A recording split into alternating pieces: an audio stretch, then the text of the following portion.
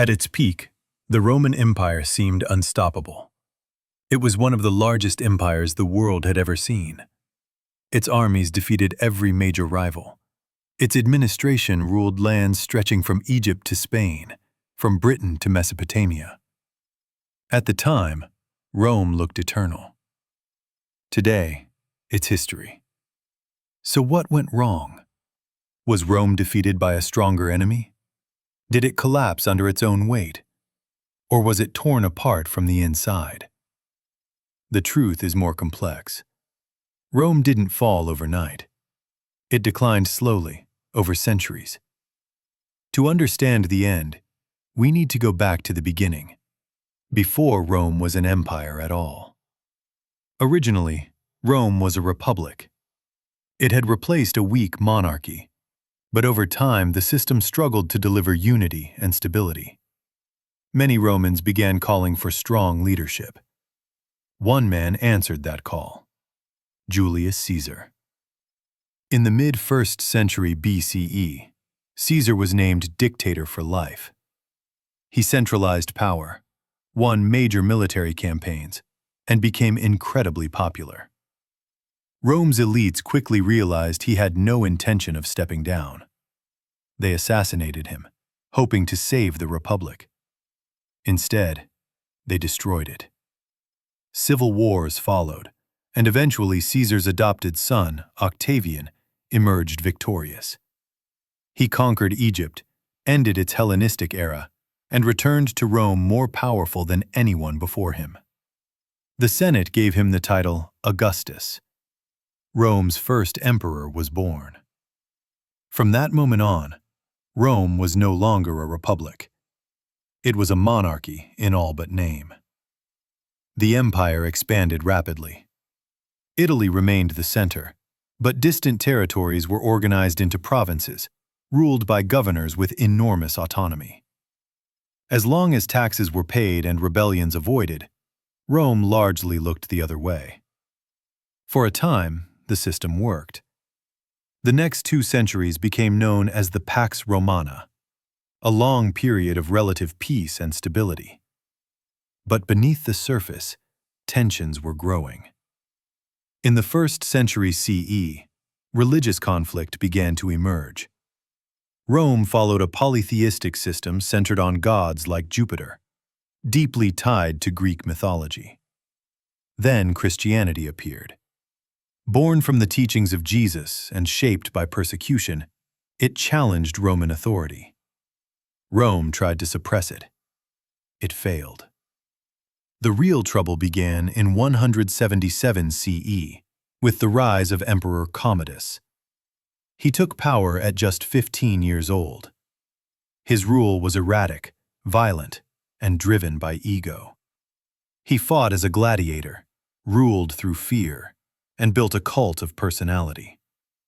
After 15 chaotic years, he was assassinated. What followed was worse. In 193 CE, Rome entered the year of the 5 emperors. Leaders rose and fell in months. Some bought the throne. Others were murdered almost immediately. Civil war consumed the state. And Rome's provinces were watching. As central authority collapsed, regions began to break away. The Gallic Empire formed in the west.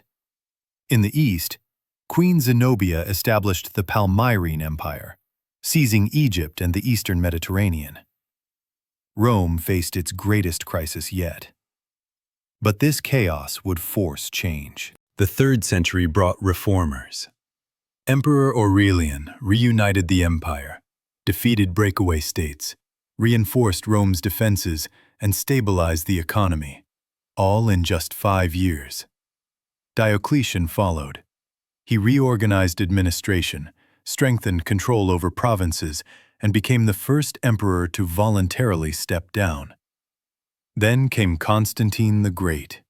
He reformed the army, introduced a new currency, expanded territory, and most importantly, converted to Christianity. With the emperor's support, Christianity spread rapidly and reshaped Roman society. By the time Constantine died in 337 CE, Rome looked powerful once again. But the foundation was fragile. After his death, succession disputes returned. Civil wars weakened the state. In 379, Theodosius took power and restored order. But a far greater threat was approaching from beyond Rome's borders: the Huns.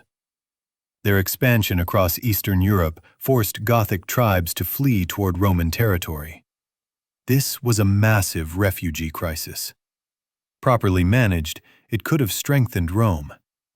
Instead, corrupt officials exploited the Goths. Starved and mistreated, they revolted. Guerrilla warfare spread across the Balkans. Rome's armies were overstretched, slow to respond, and increasingly ineffective. In 395 CE, Theodosius died. The empire split permanently. The East became the Byzantine Empire. The West stood alone. The Byzantine Empire would survive for another 1,000 years. The Western Roman Empire would not. Hun invasions under Attila, constant Gothic uprisings, shrinking territory, and a declining army pushed Rome to the brink. In 476 CE, a Germanic king named Odoacer deposed the teenage emperor Romulus Augustulus. Western Rome was finished. But Rome's influence did not disappear.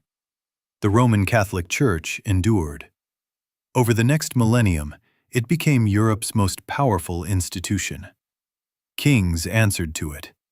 Rome's political authority died, but its cultural and institutional legacy lived on.